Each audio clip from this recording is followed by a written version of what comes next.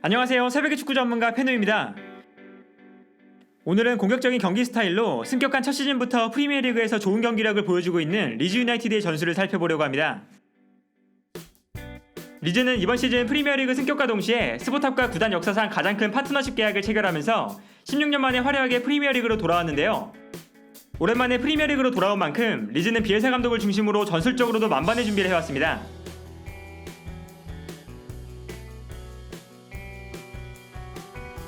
먼저 리즈 유나이티드의 축구는 저돌적이라고 할 수 있습니다. 기본적으로 공격을 전개할 때 최전방 공격수와 좌우 측면 공격수, 그리고 2명의 중앙 미드필더까지 전방에 있는 5명의 선수가 앞으로 달려나가기 시작하는데요. 따라서 리즈의 경기를 보면 최전방 공격수와 좌우 측면 공격수, 그리고 중앙 미드필더까지 공격적으로 올라와서 5명의 선수가 높은 지역으로 올라와 있는 것을 볼 수 있고, 선수들이 수비 뒷공간으로 뛰어들어가는 것을 볼 수 있습니다. 여기서 재밌는 것은 전방에 있는 선수들에게 정확한 패스를 보내주기보다 수비 뒷공간으로 볼을 보내주고 공격수들과 상대팀 선수들이 볼을 향해 달려나가면서 경합하는 상황을 만들어준다는 것이었습니다. 그리고 이러한 공격 전개 방식은 패스가 정확하지 않더라도 50대 50 상황에서 볼을 차지할 수 있다는 자신감이 있기 때문에 가능한 전략인데요. 그만큼 전방에 있는 5명의 선수는 공간으로 침투하는 능력도 뛰어나고 달려나가는 스피드도 빠른 선수들로 구성되어 있습니다. 실제로 리즈의 경기를 봐도 전방에서 달려나가는 선수의 앞공간으로 패스를 보내주면서 공격수와 상대 수비수의 스피드 경쟁을 붙여줄 때가 많은데요. 기록을 살펴봐도 이러한 특징을 확인할 수 있었습니다. 리즈는 프리미어리그에서 볼 점유율이 4번째로 높은 팀이고 그만큼 볼을 소유하는 시간이 꽤나 많은 팀 중 하나인데요. 그러나 패스의 정확도는 81%로 리그에서 패스의 정확도가 10번째로 높은 팀이었습니다. 정확하게 발밑으로 주는 패스보다 조금은 부정확해도 공간으로 보내주는 패스가 많기 때문에 높은 점유율에 비해서 패스의 정확도는 높지 않았는데요.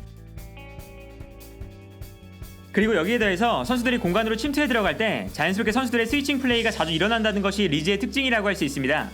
전방에 위치한 5명의 선수는 위치에 구애받지 않고 자유롭게 자리를 바꿔가면서 침투에 들어가기 때문에 리즈를 상대하는 팀들은 침투에 들어가는 선수들의 움직임을 따라가기가 굉장히 까다로운데요. 특히나 수비하는 입장에서는 공격수들을 따라가다가 수비에 공간이 발생할 위험성도 존재하는 만큼 공격수들의 스위칭 플레이는 리즈가 공격을 진행하는 데 중요한 포인트라고 할 수 있습니다. 리즈의 공격 장면을 봐도 선수들이 굉장히 유동적인 움직임을 가져갈 때가 많습니다. 이 장면에서도 중앙 미드필더로 출전한 로버츠가 측면으로 움직일 때 측면 공격수인 하피냐는 중앙으로 움직이는데요.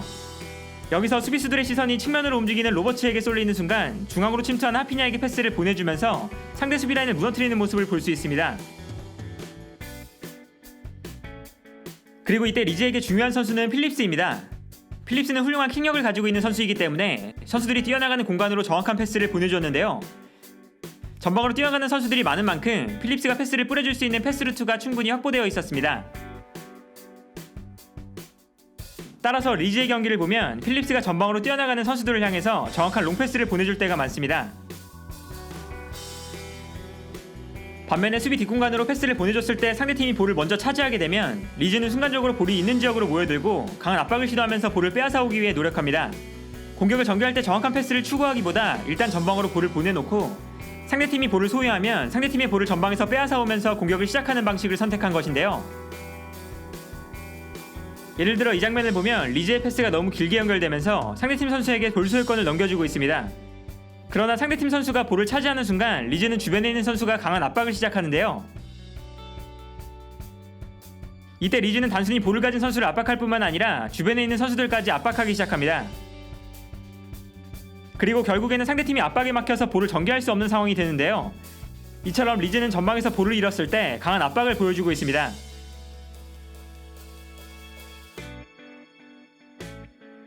한편 5명의 선수들이 전방으로 달려나가면서 발생하는 특징은 상대팀 수비라인이 뒤로 물러나면서 공격과 수비라인의 간격이 넓어진다는 것입니다. 리즈는 본인들의 공수간격도 넓지만 상대팀의 공수간격도 멀어지게 만드는 것인데요. 상대팀 입장에서는 리즈 선수들이 경기장 전체에 넓게 분포되어 있기 때문에 어느 한 지역에서 리즈를 압박하기가 굉장히 까다로운 형태라고 할 수 있습니다. 그리고 이때 리즈는 뛰어난 기동력을 활용해서 볼을 전개하기 시작합니다. 넓은 공간이 만들어진 상황에서 선수들이 유동적으로 비어있는 공간을 향해 들어왔다 나가는 움직임을 끊임없이 반복하는 것인데요. 일단 공간을 만들어 놓고 비어있는 공간으로 상대팀 선수들보다 빠르게 뛰어들어가면서 볼을 받아주는 방식이라고 할 수 있고, 오른쪽 풀백으로 출전하는 아일링이나 댈러스가 중앙으로 움직이는 장면이 자주 나타났던 이유도 선수들이 볼을 받기 위해서 중앙으로 들어왔기 때문이었습니다.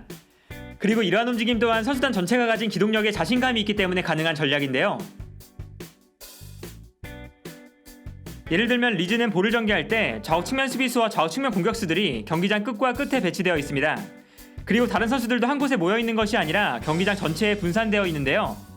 따라서 리즈를 상대하는 팀도 경기장 전체에 분산되어 있는 것을 볼 수 있습니다. 그리고 이렇게 모든 선수들이 경기장 전체에 분산되어 있기 때문에 경기장에 많은 공간이 발생하게 됩니다. 리즈가 볼을 전개했을 때 주변에 패스를 보내줄 수 있는 여유로운 공간이 있고 이 공간으로 패스를 보내주면서 여유롭게 상대팀의 압박을 벗어날 수 있는데요. 여기서 리즈는 넓은 공간을 효과적으로 활용합니다. 이 장면을 보면 리즈의 수비수들을 막기 위해서 상대팀 공격수들이 전방으로 올라가 있고 리즈의 미드필더들을 막기 위해서 상대팀 미드필더들이 뒤로 물러나 있는데요. 선수들이 전방과 후방으로 나눠져 있는 만큼 결과적으로 중앙에 공간이 발생하게 됩니다. 그리고 이때 측면에 있던 아일링이 비어있는 공간으로 들어오면서 볼을 받아주는데요. 비어있는 공간으로 선수들이 들어오는 움직임이 리즈의 빌드업 과정에서 가장 중요한 부분이라고 할 수 있습니다.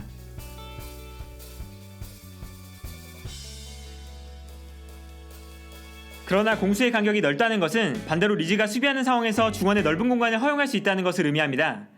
특히 선수들이 전방으로 달려나가는 과정에서 볼이 끊기면 순간적으로 전방에 위치한 선수들은 수비에 거의 도움을 주지 못하는 상황이 만들어지면서 상대팀이 중원에서 너무나 쉽게 볼을 전개할 수가 있는데요. 따라서 경기를 보면 리즈의 중원에 아무도 없는 상황이 발생하고 상대팀 선수들이 리즈의 중원에서 자유롭게 움직이는 장면이 나올 때가 많습니다. 이처럼 저돌적인 방식으로 경기를 운영할 때 발생하는 수비적인 단점은 챔피언십 시절부터 비엘사 감독 체제에서 리즈가 보여주고 있는 약점이라고 할 수 있습니다. 기록을 봐도 리즈는 이번 시즌 8번째로 많은 득점을 기록하고 있는 팀이지만 반대로 실점을 보면 6번째로 많은 실점을 허용하고 있는 팀일 정도로 수비에 대한 문제점이 분명히 존재하고 있는데요. 그러나 수비적인 약점에도 불구하고 비엘사 감독의 축구는 확실한 스타일을 보여주면서 승격 첫 시즌부터 인상적인 행보를 보여주는 데 성공했습니다. 무엇보다 2시즌 전부터 비엘사 감독을 중심으로 팀의 조직력을 탄탄하게 다져놓았을 뿐만 아니라 경기 외부적으로도 많은 준비를 하면서 프리미어리그로 승격한 것이 리즈가 프리미어리그에서도 좋은 모습을 보여줄 수 있는 원동력이 되어주고 있습니다. 특히 스포탑과 구단 역사상 가장 큰 규모의 파트너십 계약을 체결했고 아디다스와도 유니폼 계약까지 성공하면서 코로나 사태에도 불구하고 재정적인 여유를 확보해놓았다는 것이 리즈에게 큰 힘이 될 수밖에 없는데요. 현재 리즈는 남은 3경기의 결과에 따라서 유로파 리그 혹은 유로파 컨퍼런스 리그에도 진출할 수 있는 순위인 만큼 시즌 마지막까지 리즈의 축구를 지켜볼 필요가 있고 유로 2020이 열리는 6월 전까지 리즈의 축구가 많은 축구 팬들에게 즐거움을 선사하지 않을까 합니다.